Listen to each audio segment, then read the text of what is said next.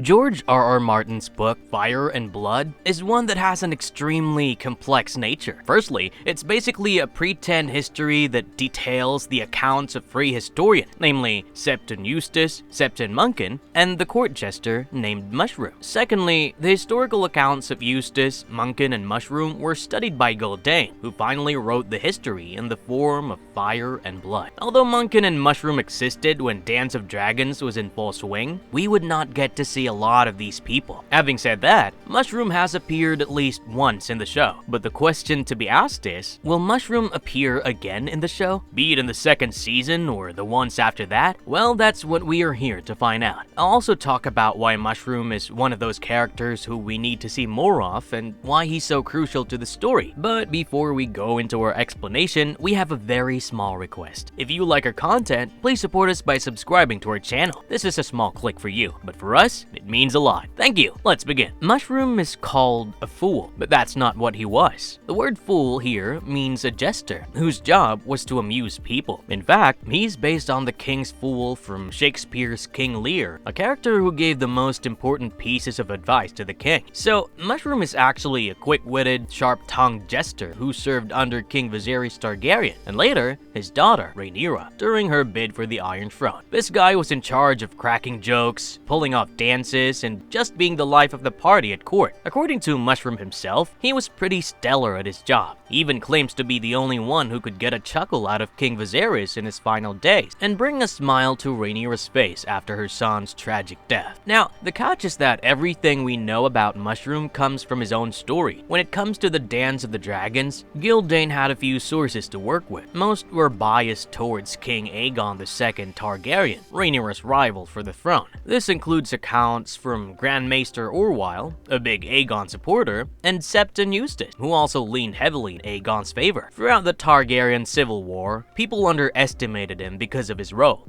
chatting away about their devious plans while he was around. Mushroom soaked it all up, and later spilled the beans to an unknown writer, with whom he shared the juicy details of what he'd overheard during his time with the who's who of Westeros. Fire and Blood draws on these kinds of conflicting accounts, making the narrative deliciously complex. While some sources aim for a more straightforward recounting, Mushroom always serves up the spiciest, most exaggerated tales. It makes you wonder, given the Targaryens' flair for the dramatic, maybe Mushroom's wild stories aren't so far off in the mark. Bringing Mushroom to life on TV could seriously make House of the Dragon way more interesting than what it already is. In House of the Dragon, we only get snippets of Mushroom in Season 1, Episode 5, but there's still varying opinions. Some like to think that the dwarf featured here was not Mushroom. However, I think he should be brought into the show in all his weirdness and glory, cause, think about it. Mushroom's sharp wit and shady eavesdropping could turn him into a fan favorite on screen. He could totally serve as Rhaenyra's sidekick. The show's got its fair share of somber war council scene, right? Now throw Mushroom into the mix and you've got yourself a recipe for unpredictability, not to mention some much needed comic relief. He'd be the perfect wildcard in Rhaenyra's corner, especially when other trusted folks either backstab her or end up dead. Rhaenyra's had a rough go, friends turning foes, allies dropping like flies.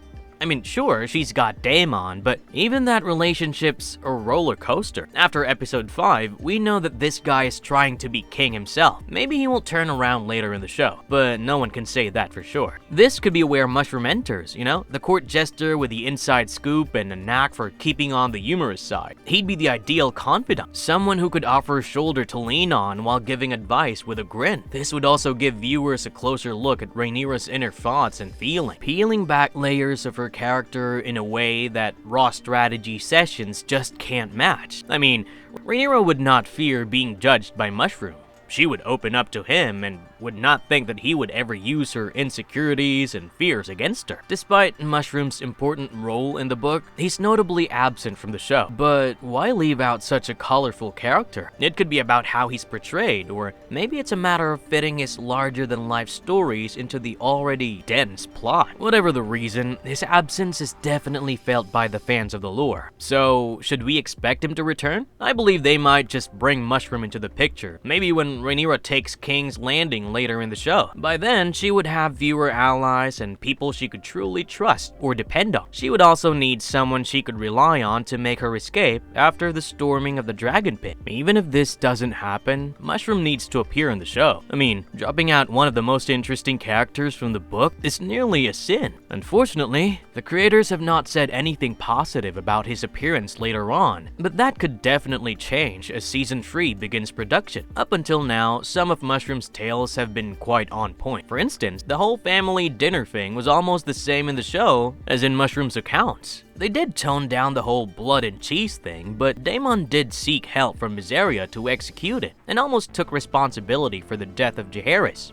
although Daemon claimed that it was an accident. By the time the show ends, I would like to make a video on who among Eustace, Mushroom, and Munkun was the most accurate. So yeah, all we can do for now is keep our fingers crossed. But while we wait to see what happens, let's explore Mushroom's history from Fire and Blood. So Mushroom was present throughout the Dance of the Dragons and managed to survive beyond that. He was at Dragonstone in Rhaenyra Targaryen's camp and was the one who was tasked with carrying Rhaenyra's stillborn child, Visenya, to her cremation. During his stay here, he saw all sorts of things, including action like the face-off between the Kingsguard twins, Sir Eric and Sir Eric Cargill, who fought each other to death because of their conflicting allegiances. I'm glad that the show did justice to the fight, and also happy that Rhaenyra chose to bury the twins together. Mushroom stopped young Joffrey Valerian from hopping onto his dragon to seek revenge for his brother Lucerys. This could have had some serious ramifications. However, in the show, Joffrey is way too young to hop on anything. Interestingly, he was present during most of the Black Council meetings, or so he says, and says that after Queen Rhaenys died, he was the only one who could manage to provide Rhaenyra with some degree of comfort. Furthermore, he says that it was his idea behind the sowing of the seeds, though Munkun insists it was Prince Jaehaerys Valerian's brainchild, which is what the show has leaned upon. He even tried to mount the dragon Silverwing himself, which ended with his pants on fire, like literally. Thankfully, he jumped into a well to douse the flame, or else we would have missed on some of the juiciest details from the war. In 130 AC, as Rhaenyra's forces took King's Landing, Mushroom stuck close and followed her and her entourage into the capital. From Maegor's holdfast, he watched the chaos of the storming of the dragon pit alongside Rhaenyra and her sons. Despite Rhaenyra's confidence that the small folk couldn't kill the dragons inside, Mushroom doubted her. He was told sharply to keep his mouth shut or lose it. He remained silent, even as he watched Prince Joffrey Valerian sneak off to the dragon pit, where he met his end alongside Rhaenyra's dragon, Cyrak, in a doomed rescue attempt. Now, even if we are to believe his accounts, he knew exactly how this would have ended. I mean, Joffrey trying to mount Cyrax, yet he chose to keep his mouth shut. So this really makes me question whose side Mushroom was really on. Mushroom stayed on at the Red Keep to support Rhaenyra following the tragic losses of Joffrey and her dragon, Cyrax. While her counselors huddled to decide their next moves, he was right there, holding down the fort. But after Rhaenyra escaped from the capital the next day, things changed for the Jester. Mushroom didn't follow her. Instead, he stuck around the Red Keep, which quickly fell under the control of Sir Perkin the Fleet. Eventually, Rhaenyra met her end back at Dragonstone. Even amidst the chaos of shifting allegiances, Mushroom managed to remain at the Red Keep. When King Aegon II Targaryen reclaimed the castle from Trystane Truefire and Sir Perkin, Mushroom found himself in the service of the new king, albeit as one of his court jesters. His time with Aegon II made him witness to the king's twisted indulgence. Due to Aegon's severe injuries, which left him unable to engage in anything remotely sexual, he would watch as one of his male favorites entertained him with one of the court women. Mushroom himself was asked to sleep with women on 3 occasions so that Aegon could watch.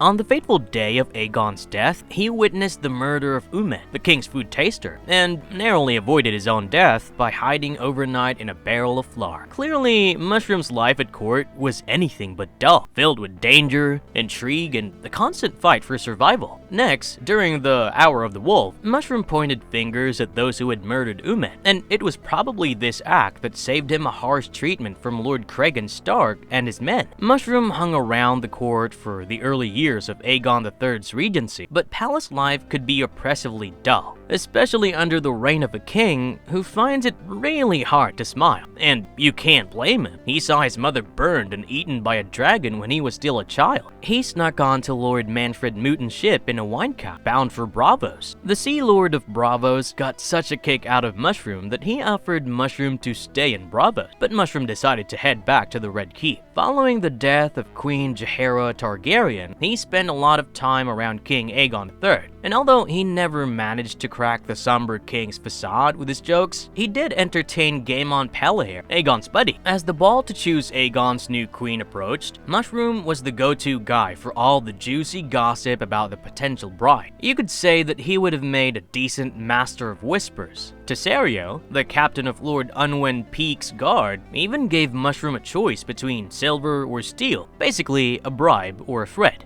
to gather and share info. Naturally, Mushroom took the silver and did what he did best. Mushroom was a regular at the royal suppers, entertaining King Aegon III and his new wife, Queen Daenerys Velaryon. In 135 AC, during one of these dinners, Gaemon Palahair suddenly started complaining about gut pain. By the time Mushroom fetched Grand Maester Munkun to help, it was too late. Gaemon had collapsed from poisoning and died within the hour. When King Aegon dismissed the regents and his new hand, Lord Torrhen Manderly, Mushroom, who had grown quite fond of Torrhen, decided to leave the increasingly somber court. He accepted Torrhen's offer to join him at White Harbor, as he was eager for a change from the joyless Red Keep. That was Mushroom for you, a jester who should be given his due credit, love, respect, and screen time. Maybe not the respect, right? And if you liked our content, don't forget to leave a like and subscribe to it if you haven't already. Have a good one, and be safe. Thanks everyone!